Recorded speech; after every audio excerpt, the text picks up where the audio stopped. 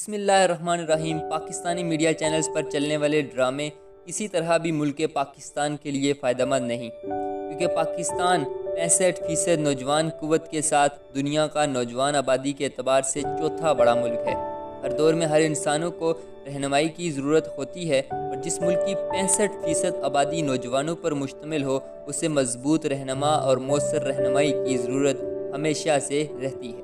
اگر بدقسمتی سے پاکستانی میڈیا چینلز پر چلنے والے ڈرامے اس نوجوان نسل کی رہنمائی کے بجائے اس کے بگاڑ میں زیادہ کردار ادا کر رہے ہیں۔ ہدایت حق ٹی وی آج ان تمام سوالوں سے پردہ اٹھائے گا کہ کیسے پاکستانی قوم کو اپنی خوبصورت اور کامیابی کی جانب گامزن کرنے والی تاریخ سے ایک سوچے سمجھے منصوبے سے دور کیا گیا، کیسے ہمارے نوجوانوں کو ففتھ جنریشن وار فیئر کا استعمال کر کے میڈیا کی مدد سے ان کو مسلم شناخت اور تاریخ سے دور کر کے ان کو ایک ایجنڈا کے تحت ایک نئی شناخت دینے کی کوشش کی گئی، اور کیسے ایک شخص سے جسے یہودی ایجنٹ کے القابات سے نوازا گیا، اس نے آ کر اس میڈیا کو اور اس قوم کو غلامی کی زنجیروں سے آزاد کروانے کی کوشش کی۔ مزید تفصیل سے پہلے ہدایت حق ٹی وی کو سبسکرائب کریں اور گھنٹی کے بٹن کو لازمی دبائیں۔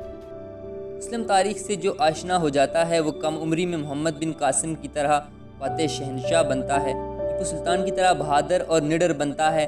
ہماری تاریخ خالد بن ولید رضی اللہ تعالیٰ عنہ، حضرت عمر رضی اللہ تعالیٰ عنہ اور حضرت علی رضی اللہ تعالیٰ عنہ اور دیگر بے شمار بہادر مسلمانوں ہیرو سے بھری پڑی ہے۔ ڈرامہ سیریل ارطغرل غازی کو پاکستان ٹیلی ویژن پر نشر کیا گیا، جس کا مقصد تھا کہ پاکستانی قوم خاص طور پر نوجوانوں کو بیدار کیا جائے۔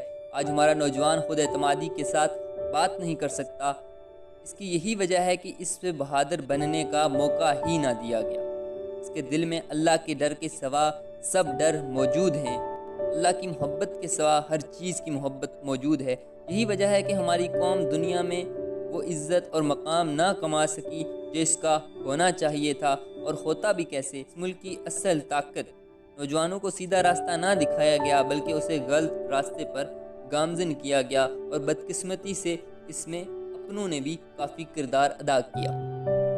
دیکھیں، کچھ قوتیں پاکستانی میڈیا پر پیسہ لگاتی ہیں تاکہ وہ ایسے ڈرامے نہ دکھا سکیں جیسا کہ ارطغرل غازی ہے، مگر عمران خان جیسے یہودی ایجنٹ کہا گیا، اس نے یہ ڈرامہ دکھایا۔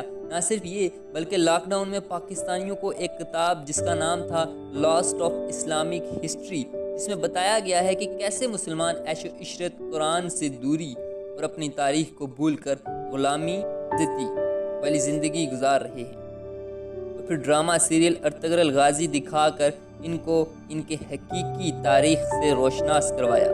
اب وقت آ چکا ہے کہ قوم کے نوجوان بیدار ہوں اور ملک کو ترقی کی منازل طے کروائیں، کیونکہ یہ کام صرف نوجوان ہی کر سکتے ہیں۔ اب وقت ہے کہ نوجوان خود کو پہچانیں، اپنی تاریخ کو پڑھیں، سمجھیں اور پہچانیں، اور ہر قسم کے دھوکے، دشمن قوتوں کے ایجنڈا سے بچیں۔ ہمیں ہماری تاریخ سے کیوں دور رکھا گیا، یہ سوال یقیناً پوچھا جانا چاہیے، مگر ابھی ہم پر خود ہے کہ ہم اپنی تاریخ سے کتنا جڑتے ہیں۔ ڈرامہ سیریل ارطغرل غازی، جو کہ ترک تاریخ کے بہادر مسلمانوں پر مبنی ڈرامہ ہے، یہ ان تمام پاکستانی ڈراموں جو قوم کے اخلاق، کردار، سوچ کو بگاڑ رہے تھے، ان سے بہتر بن رہا ہے اور ان ڈراموں کے برے اثرات کو ختم کرے گا۔ اس ڈرامے پر وہ سیکولر اور لبرل جو رو رہے ہیں، ان کو یہی ڈر ہے کہ گھسے پٹے اسکرپٹ والے ڈرامہ سیریل ارطغرل غازی کے بعد کوئی نہیں دیکھے گا۔ اس ڈرامے پر تنقید کر رہے ہیں۔